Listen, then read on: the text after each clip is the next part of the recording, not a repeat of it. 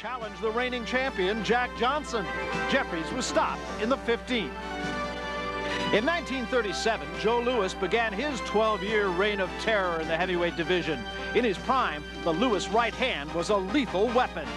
But in 1951, after losing a comeback title fight to Ezzard Charles, a 37-year-old Joe Louis lost to the heir apparent to the heavyweight throne, Rocky Marciano. In the 60s and 70s, the greatest, Muhammad Ali, ruled the division with a grace and a flair for the dramatic. But at the age of 38, a 31-year-old champion clipped the wings of the butterfly and took the stinger out of the bee. Larry Holmes would rule the heavyweight division for 7.5 years. And now a 38-year-old former champion steps out of retirement and into the ring one more time. The new undisputed heavyweight champion stands menacingly in his way.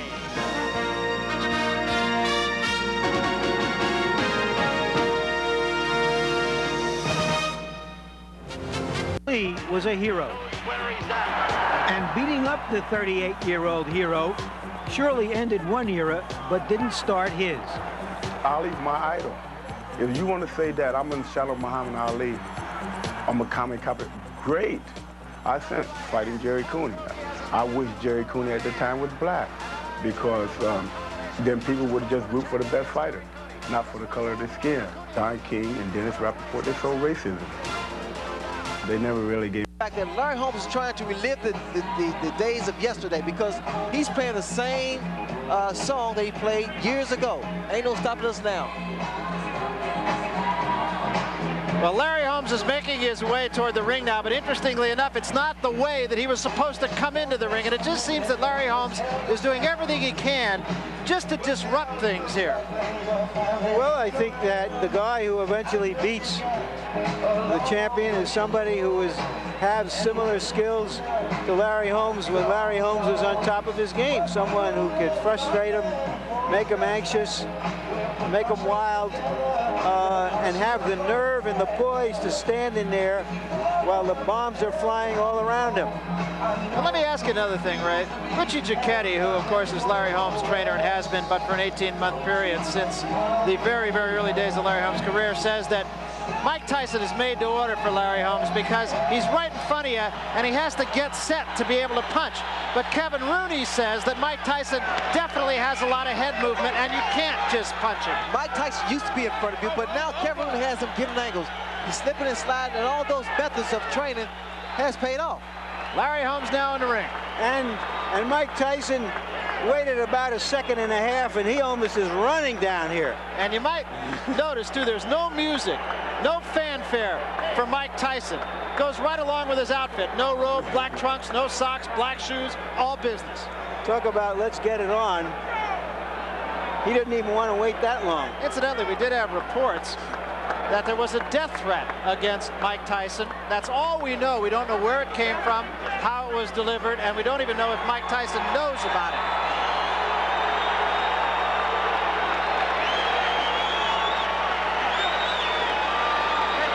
There is a look at an angry young man. Larry Holmes looks to me, he's going to fight this man the first round. Don't get exercise here, Ray. Let's not get overexcited. And there is the record of Larry Holmes. Won 48 in a row, of course, before he lost those 2 fights to Michael Spinks. He's a businessman. He says this isn't a sport, it's a sporting business. That's the way he looks at it. And speaking of all business, Mike Tyson 32-0 with the 28 knockouts. He fights about 4 times a year as champion. He is moving up in the record books, getting up there with some very, very big names in heavyweight history. Just 21 years old and fighting his 6th heavyweight championship fight already. And a tale of the tape, we told you about the 17-year age difference. And the weight really not any kind of a factor. Tyson a little bit lighter than he might have expected, but he was 218 the day before the fight. And Holmes a couple pounds heavier than he was in the second Spinks fight. Yeah, that reach difference, 10 inches, might have meant something when Larry Holmes had that great snapping jab that he could impale an opponent on. And here is our punch stat numbers. This is a device to get a statistical profile of the activity of fighters. And as you can see, the figures are roughly the same. Tyson throws a fewer punches than Holmes did in the past, but the Holmes numbers are hard to measure because he hasn't been active. And there you see the jabs, Tyson throwing fewer, Holmes, of course, throwing many more. And the rules for this one, it is a 12-round fight, incidentally. WBA and WBC now 12 rounds. Other than that, they're the rules for just about every fight you see here on HBO. No 3 knockdown rule, and a fighter can be saved with the belt only in the last round. Normally, that's not the rule in New Jersey, but they have changed it for this particular fight. So what's left then is to get it on, and to do that, let's go up to the ring announcer, Michael Buffer, for the pre-fight introductions. Ladies and gentlemen, welcome to heavyweight history here in Convention Hall in Atlantic City. Now, before the official introductions, I would like to acknowledge a man here in the ring who is indeed a man of heavyweight history. In 1960, he was an Olympic gold medal champion. In 1964, he became the heavyweight champion of the world. In 1974, he again won the heavyweight title. And in 1978, he became the only man in heavyweight history to win 3 world championships. Ladies and gentlemen, the former 3-time heavyweight champion of the world, Muhammad Ali! Muhammad Ali!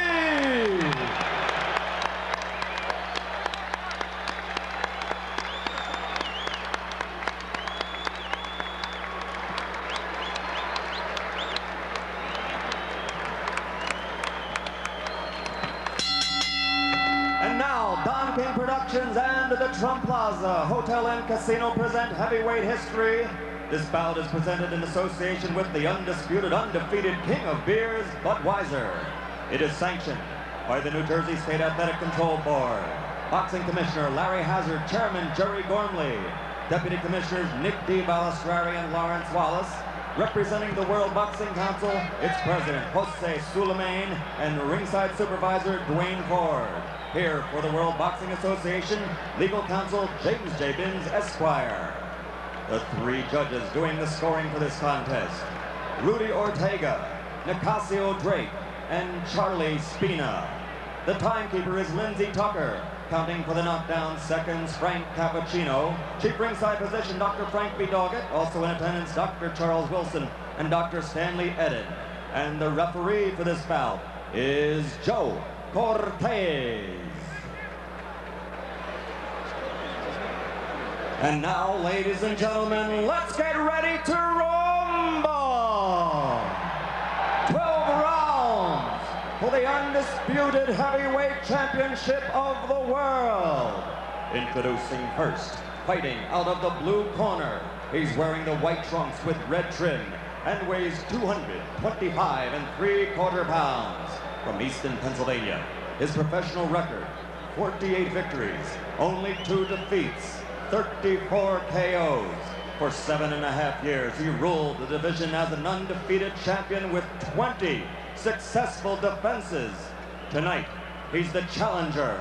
Ladies and gentlemen, the man known as the Easton Assassin, former heavyweight champion of the world, Larry Holmes!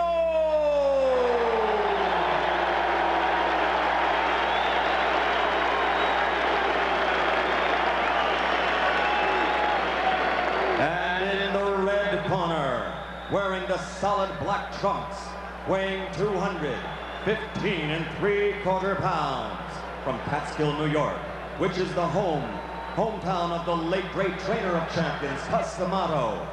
His professional record, a perfect 32-0, 28 KOs, 23 KOs in 4 rounds or less, and 16 knockouts in the first round.